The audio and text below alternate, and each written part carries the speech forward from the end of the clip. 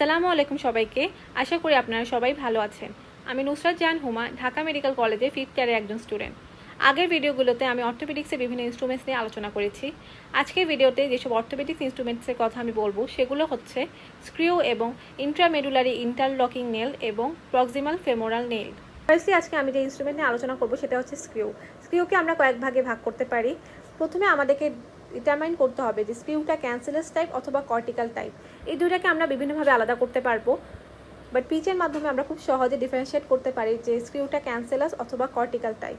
Pitch হচ্ছে আমাদের adjacent দুইটা থ্রেডের মাঝে যে গ্যাপ সেটা।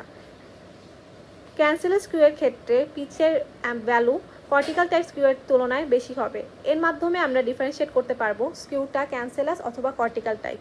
এখানে ছবিতে কিছুটা বোঝা যাচ্ছে যে ক্যান্সেলাস টাইপ স্ক্রিউয়ের পিচটা কর্টিক্যাল টাইপের তুলনায় কিছুটা বেশি।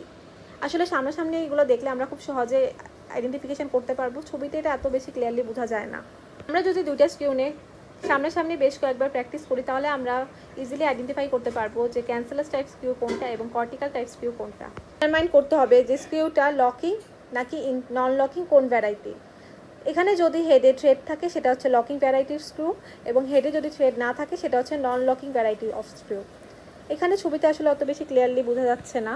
যদি আমরা হেডে থ্রেড দেখতে পারি সেটা হচ্ছে লকিং, এবং হেডে যদি আমরা থ্রেড না পাই সেটা হচ্ছে নন লকিং। এগুলো আসলে সামনাসামনি আমরা ইনস্ট্রুমেন্টগুলো দেখে খুব সহজে বুঝতে পারবো। থার্ডলি আমাদের ডিটারমাইন করতে হবে যে স্ক্রিউগুলো ক্যানুলেটেড অথবা নন ক্যানুলেটেড স্ক্রিউ। ক্যানুলেটেড স্ক্রিউতে ছিদ্র থাকে এবং নন ক্যানুলেটেড স্ক্রিউতে ছিদ্র থাকে না। এখানে আসলে ছবির মাধ্যমে এটা বোঝা খুবই কঠিন, আমরা সামনাসামনি ইনস্ট্রুমেন্টগুলো দেখে এটা বুঝতে পারবো। লাস্টে যে ইনস্ট্রুমেন্টসগুলো নিয়ে আমি আজকে আলোচনা করব সেগুলো হচ্ছে ইন্ট্রামেডুলারি ইন্টারলকিং নেল এবং প্রক্সিমাল ফেমোরাল নেল। এই দুইটাকে আমরা তাদের হোলসের মাধ্যমে ডিফারেন্সিয়েট করতে পারবো। ইন্টারমেডুলারি ইন্টারলকিং নেলসের ইউজগুলো হচ্ছে যদি ডাইনামিক বোল্ট অ্যাপ্লাই করা হয় এটা লোড শেয়ারিং ইমপ্ল্যান্ট হিসাবে ইউজ করা হয়, এবং ট্রান্সভার্স অথবা শর্ট অবলিক ফ্র্যাকচারে আমরা এটাকে ব্যবহার করে থাকি।